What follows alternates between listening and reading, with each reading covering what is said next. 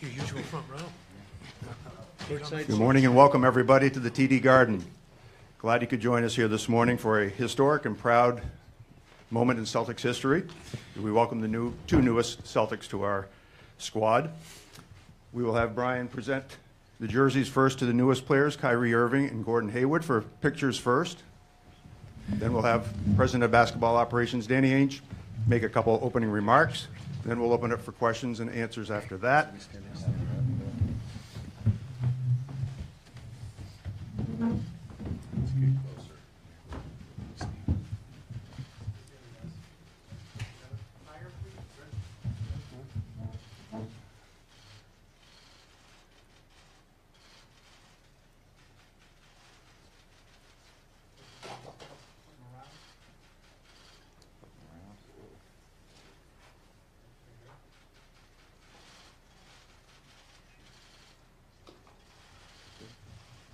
Okay, good.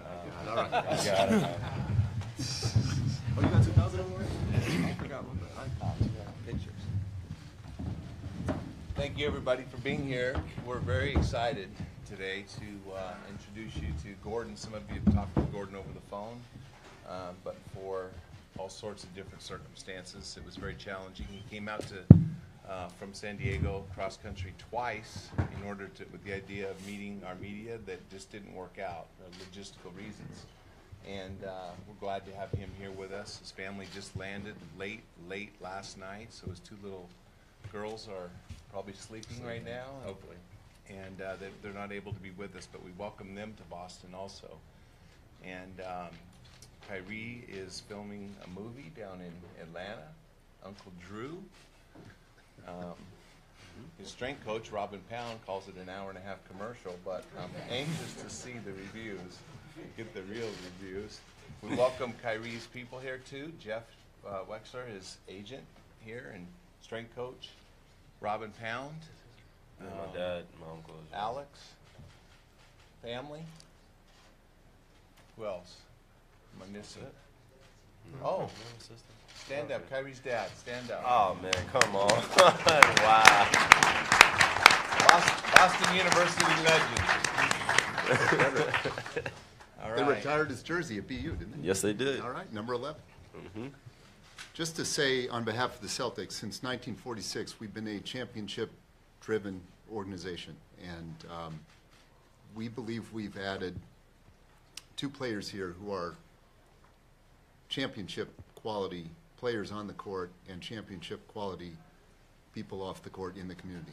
And the more I've gotten to know them recently, and the more I've watched them over their careers, but even recently getting to know the qualities of their intense desire to be the best they can be on and off the court makes me convinced that they're a great fit for Celtic pride and for our drive towards Banner 18. So I just want to personally welcome and thank Gordon Hayward and Kyrie Irving for joining the Celtics.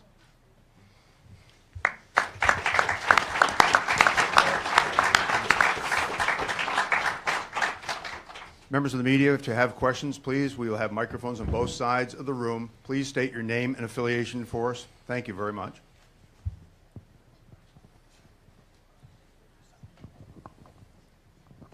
Taylor Snow, Celtics.com. Welcome, guys. Kyrie, you've said that you want to be in a place where you can maximize your potential. Why do you feel that Boston could be that place for you?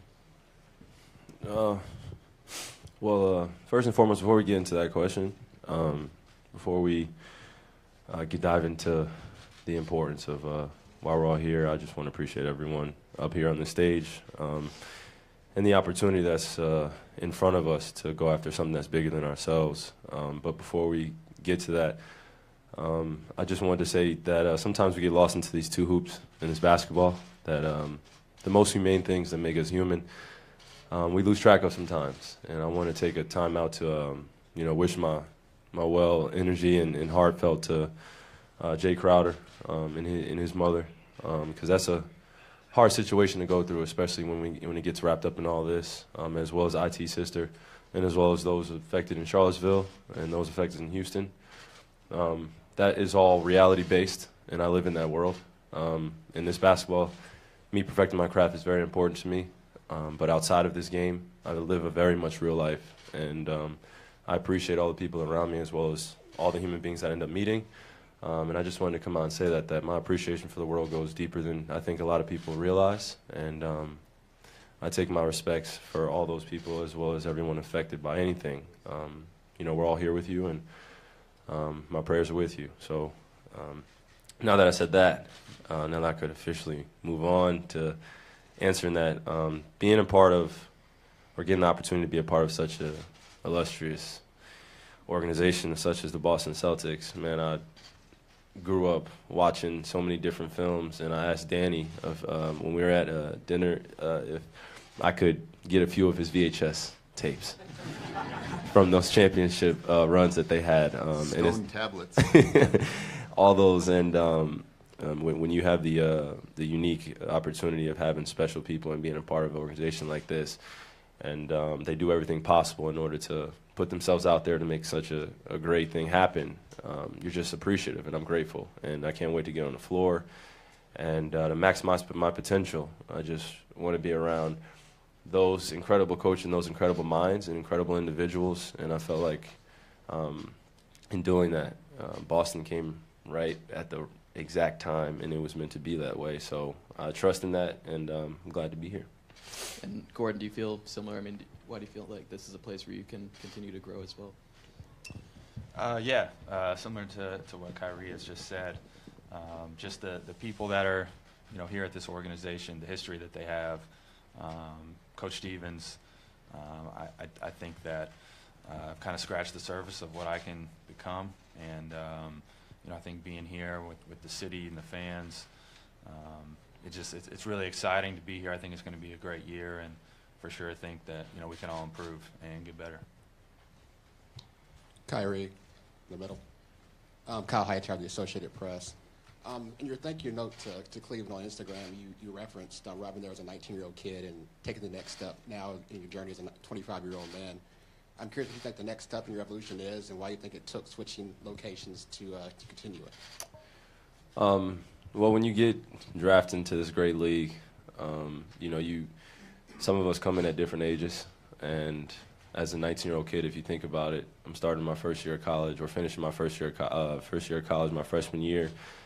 And life hits, man. You go to different hotels, you're in different places, in different cities, and you have to adjust to what's going on. And it took me a little while to do that.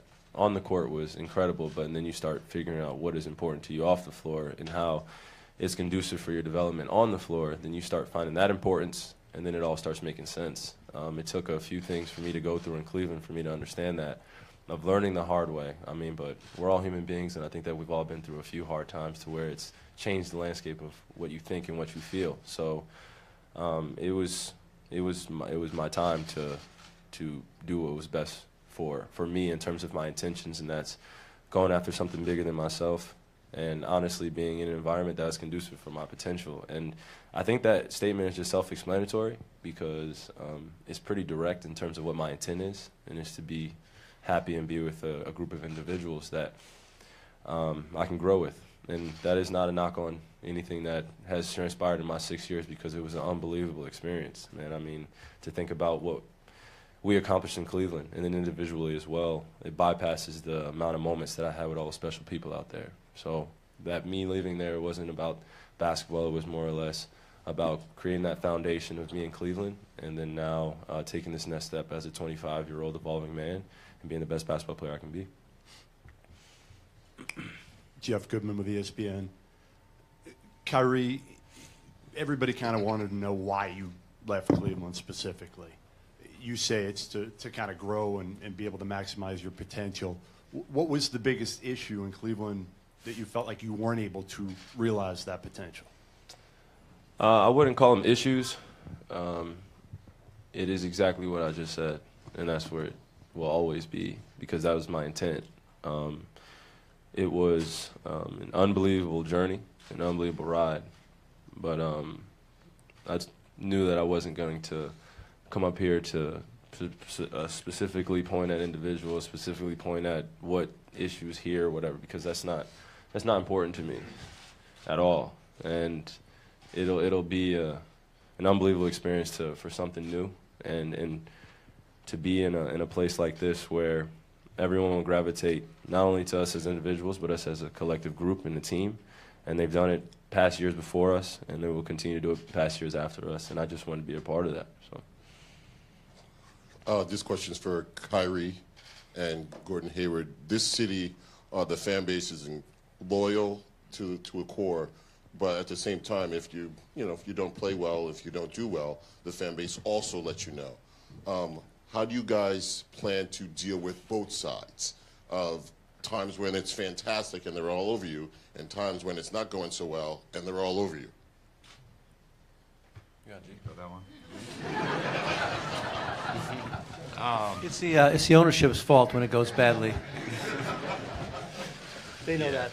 I mean, I think we've been in this league long enough to realize that it's like that a lot of places. I think what's special about here is it seems like they're pretty educated sports fans here, so they know a little bit more. And for us, at least for me individually, I've never tried to get too high on the highs, too low on the lows, because it can change really quickly, either way. And I don't really try to not look at what outside people think. We look at who's in the locker room. We believe in ourselves, and you kind of keep it moving from there. Raul Martinez with NBC Boston. Gordon, you accepted this deal knowing that you had Isaiah Thomas and Jay Crowder. With this process with Kyrie and the trade, what was kind of going through your mind, seeing that's now a completely different roster with IT gone and Kyrie there? Yeah. IT did a tremendous job as far as helping recruit me here to the city of Boston. He talked about Boston as a city, the fans, the organization, the coaches, the people that are involved behind the scenes. And, he was somebody that I was definitely excited about playing with. He had an unbelievable player, unbelievable year last year. I'd be lying if I said that wasn't the truth. But like I just said, I've been in this business long enough to realize it is a business. Things happen, things can change, and I go from an opportunity playing with IT and the rest of the guys that were on to now playing with Kyrie Irving, who's an unbelievable, one of the best basketball players in the league, and another great opportunity for me. And same thing as far as the other players go as well. Jay Crowder, tremendous basketball player. Unfortunately, that I won't get a chance to play with him. But at the same time, we get Marcus Morris, Aaron Baines, Marcus Smart, Rozier, two young guys, Jason and Jalen. And so I'm Big Al. Big Al Horford for sure. Man in the middle. He was there with me too, recruiting me. And so the opportunity is still there for me, and I'm going through it. It's something I'm just looking at it, just excited about coming here, moving to Boston, moving my family here, and thrilled to get the season going. It's about to be crazy, G. Kyrie, this question is for you. Josh Brigadier with Channel 5 here in Boston. Do you feel the additional challenge now of the burden of taking this team on your shoulders, knowing Isaiah Thomas is not here now, and you taking that on as the point guard? Fans obviously had an attachment to Isaiah. Mm-hmm. Wondering your thoughts on that. Is there ever such thing as one person carrying a whole team? I don't think so. And when you have a collection of individuals that we're all having one mission and one goal and collectively getting better every single day, there are a lot of moving parts. And you have to depend on those moving parts to do their job at the ultimate ability that only they'll know. And it's our job to bring the best out of one another every single day. And I think that's been echoed throughout this whole entire organization, as well as the players and the tradition that's here in Boston. There is no one player. There are some very, very special talents. But I think that the teams get remembered more than the players sometimes, even though you guys do have some Hall of Famers here. A few numbers retired in those rafters.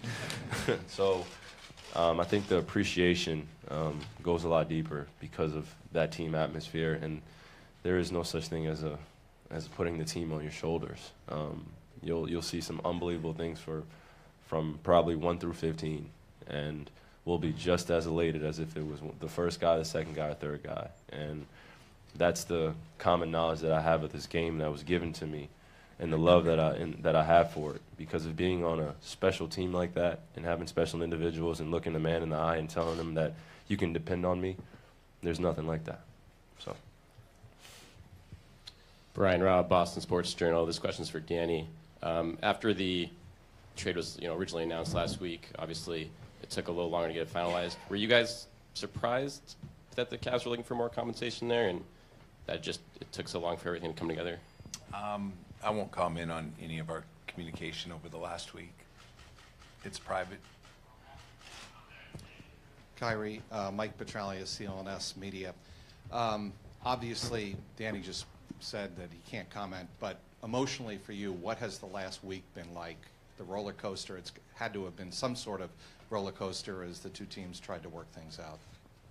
Well, throughout this time, I've been very patient in the approach.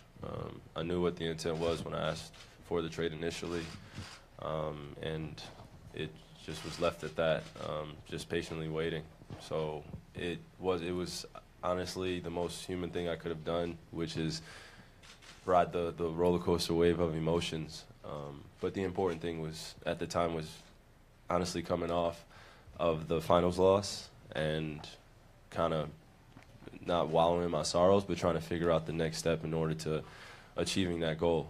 And in doing that, made it just a very courageous decision in order to take myself and my intent and want to be a part of something bigger than myself. And when Boston came a knocking, I was answering.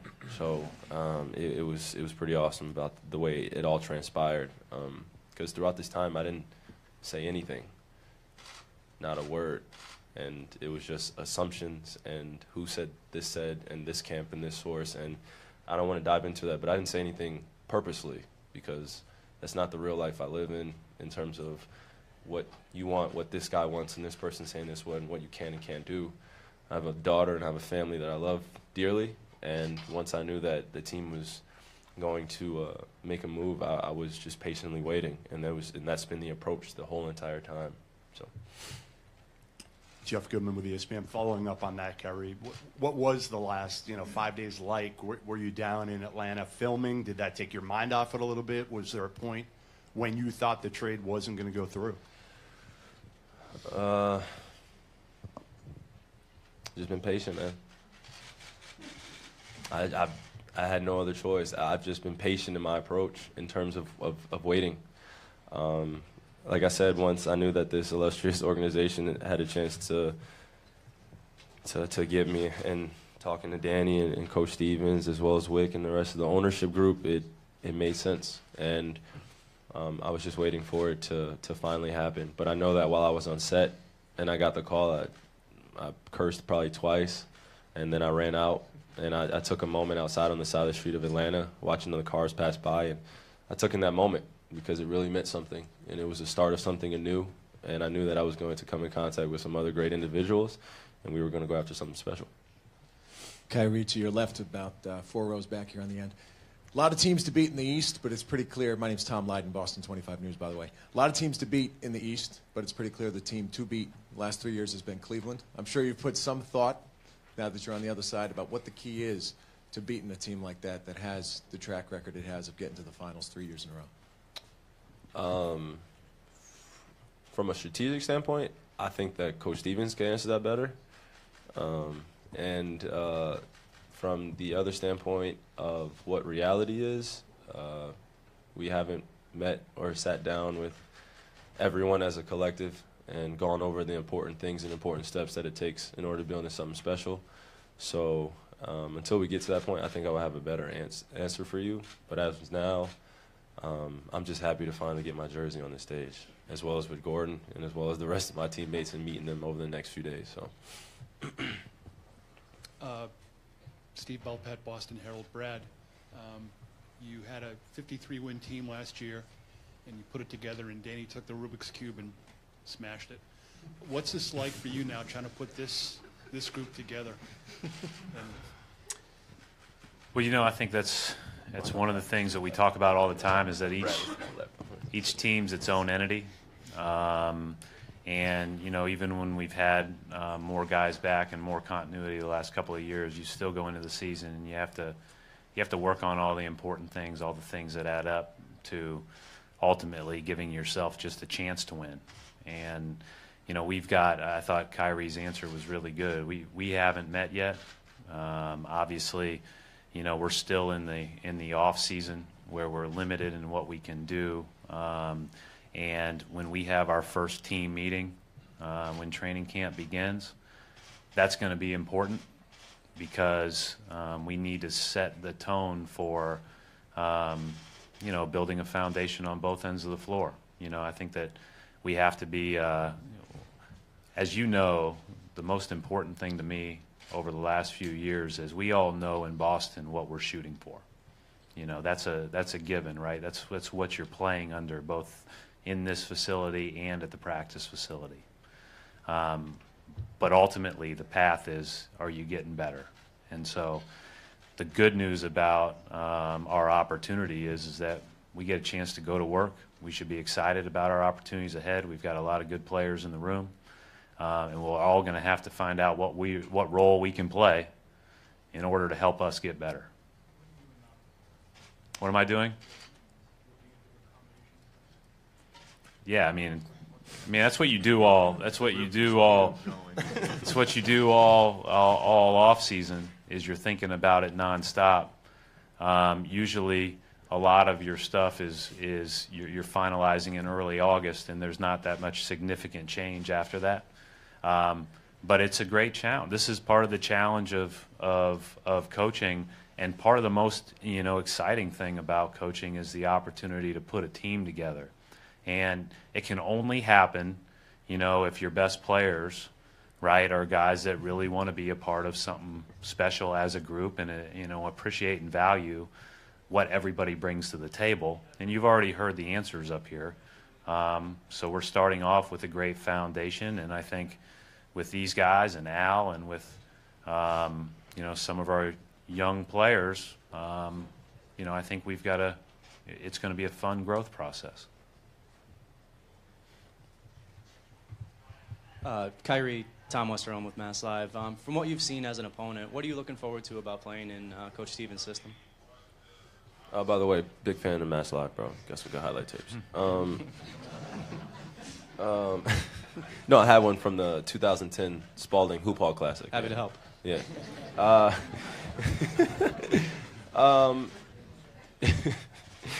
To be honest, I've only had the unique opportunity of playing against Coach Stevens over the last few years. So, I coached you in a game where we gave up 197 points. That goes back to just playing both ends of the floor, Coach.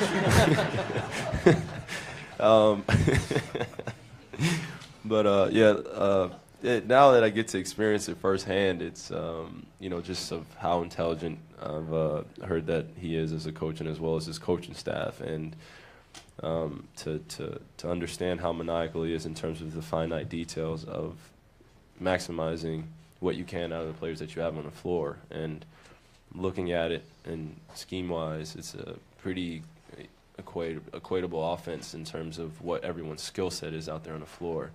And I picked that out in about 2 minutes that we were out in the game by the way they were running their plays. There's always 2 or 3 steps, or let me give them credit, 4 steps ahead, because it's a constant wave in the game. In a change, it could go up and it can go down. And to understand those frequencies and to understand how you still exist and all that and get the maximum potential out of who you have on the floor, I mean, that's Coach Stevens. And that's just from an observer standpoint. So the appreciation I have for his knowledge of the game, I just can't wait to steal some stuff and honestly learn and grow with a guy like that, as well as the other coaches that he has that I can't wait to meet. So this is an exciting time to have an outstanding coach like that. We have a couple more questions, folks. Ladies and gentlemen, we have to wrap it up, please. Thank you. Kyrie and Gordon, Mark D'Amico, Celtics.com. First and foremost, welcome to Boston. Secondly, I'm just curious what the relationship was between you two before today.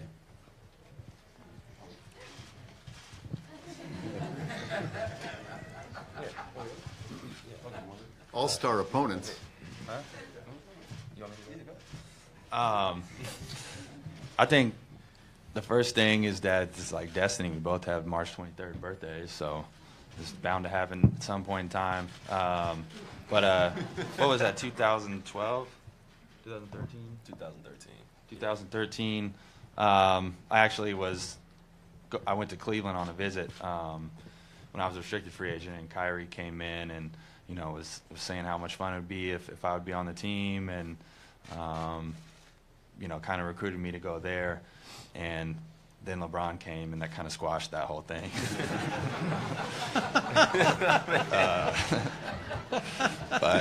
But it came full circle, and here we are now. But USA.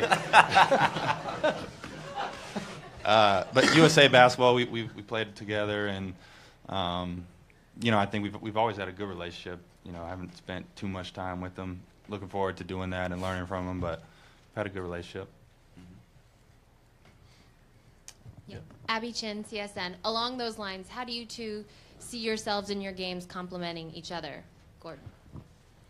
Oh, man, well, this is a bad dude to the left of me. He's a bad dude. I spent about 20 minutes watching his highlights probably about 2 weeks ago. Just seeing where in Utah where they were utilizing him, and where he likes his spots and his post-ups and his footwork. And also he's been working with a common guy between us, which is pretty awesome in L.A. Working on the game and appreciating it, and allowing him to be who he is, and never worrying about whether he's stepping on my toes or I'm stepping on his toes, or stepping on Al's toes, or T-Row or Marcus, or all these guys.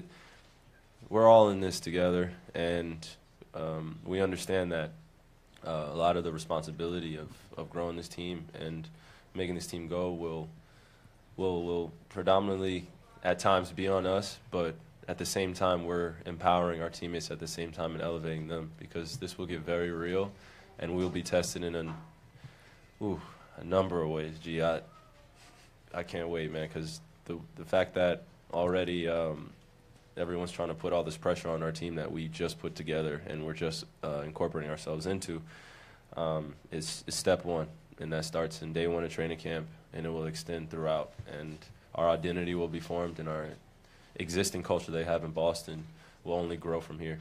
So. Hey, Kyrie, Jonathan Hall from WHDH 7 News.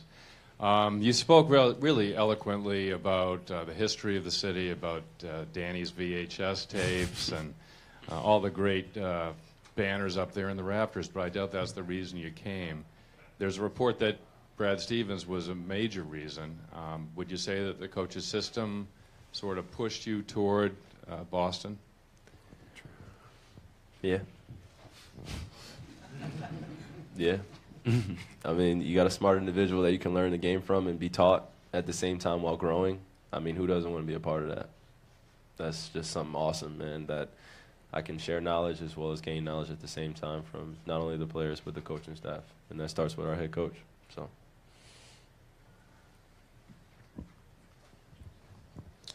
Levin Reed, WBZ. This is for Gordon. Gordon, you obviously were with Coach Stevens in college. What has changed in that time period now that you're embarked on a kind of a new relationship with the Celtics? Yeah, so a lot has changed since we last were together. I don't know if I would have imagined 5:45 a.m. workouts at Brownsburg High School. We'd both be sitting here one day. He couldn't even grow a beard last time I saw him. That's right. I could not. Yeah. Can you? Yeah, that's right.